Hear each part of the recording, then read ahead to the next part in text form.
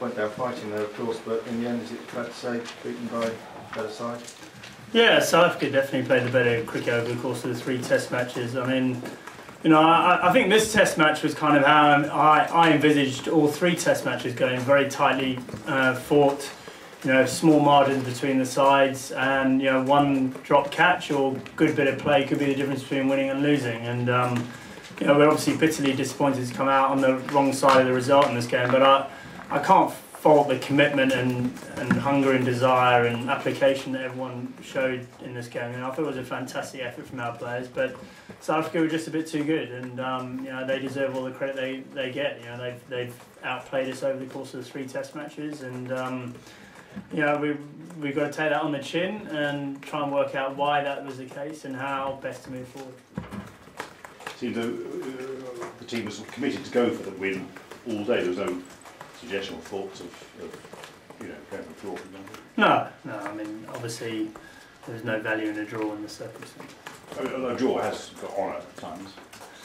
Not in this circumstance. I mean, you know, there was always, if we batted out the day, there was always a good chance we would have got enough runs. So, you know, especially the kind of attacking players we got in the second half of the batting order. But we left ourselves with too much to do. You know, obviously those 2 wickets last night, and then a couple more quite early today put us on the back foot. And you know, it was a game with small margins, as I said. You know, that we certainly had our chances in this game, and I thought we fought outstandingly well. But South Africa deserved to win this game, as they did the whole series. Did you believe it was possible when Brian swung the?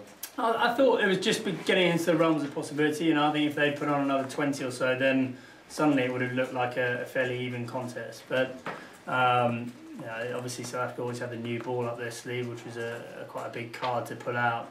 But you know, I think Swan and Pryor played outstandingly well. You know, it's always disconcerting for the opposition when guys come out and play with that freedom and put them under pressure. And you know, that was a sort of fight that we all wanted to show over the course of this match. And by and large, I think we did do that.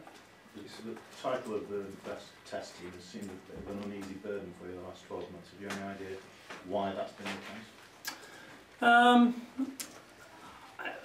Well, I mean, it has been the case because we've lost a lot more than we would have wanted to, and you know, whether that's because of a change of mindset from being the hunters to the ones that are hunted, I don't know, or is it just that we came unstuck in the subcontinent and lost a bit of confidence along the way? I don't know the exact answers to that right now, sitting here. But those are the sort of questions we need to find the answers to moving forward.